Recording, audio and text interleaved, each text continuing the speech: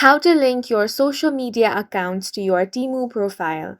Hi guys, welcome to our channel. Let's begin. In this video, I will guide you on how you can link your social media accounts to your Temu profile.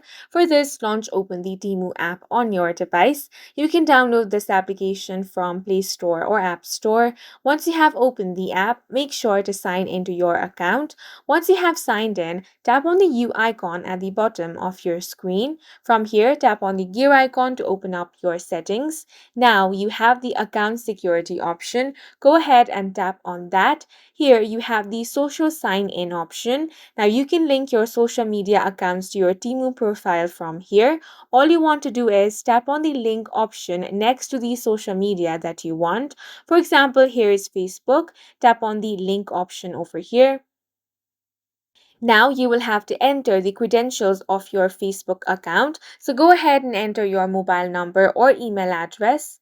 Then you want to enter the Facebook password. Now tap on the login option. Now tap on the continue option over here.